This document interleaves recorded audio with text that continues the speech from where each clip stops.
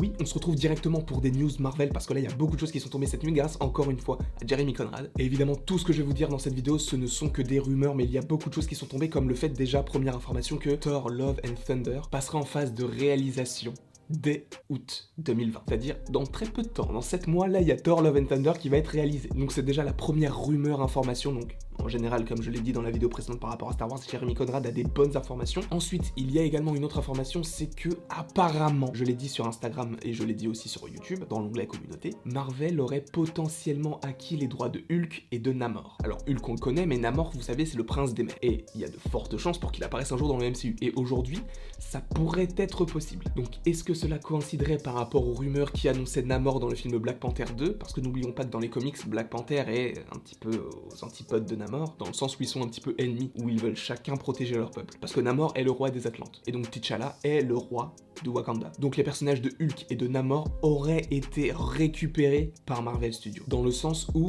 c'est possible donc, par rapport à la vidéo que j'ai fait hier, que Hulk, on le revoit potentiellement pour un film. Et si c'est le cas, j'attends vraiment Red Hulk. Mais c'est vrai que c'est assez étrange qu'il récupère les droits de Hulk après avoir fait toute une histoire sur lui. Bon, après on ne sait jamais, il y a She-Hulk qui va sortir aussi en 2021 ou 2022, je crois que c'est 2021, mais il y a She-Hulk qui va sortir donc potentiellement en lien avec Bruce Banner.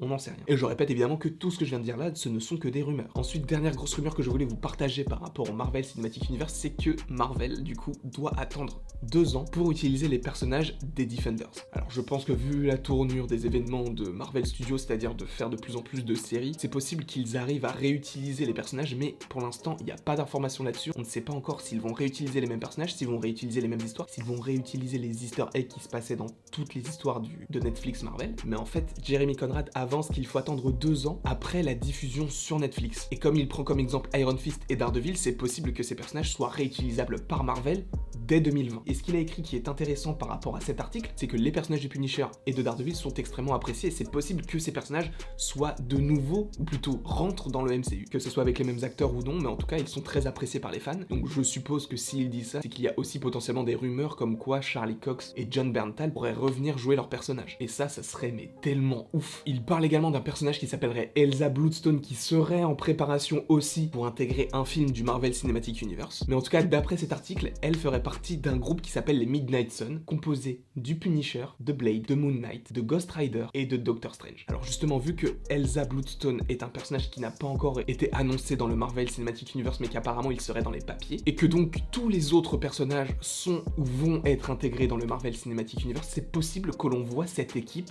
arriver au grand jour et ça serait trop cool de voir une équipe de Doctor Strange, Moon Knight, Blade.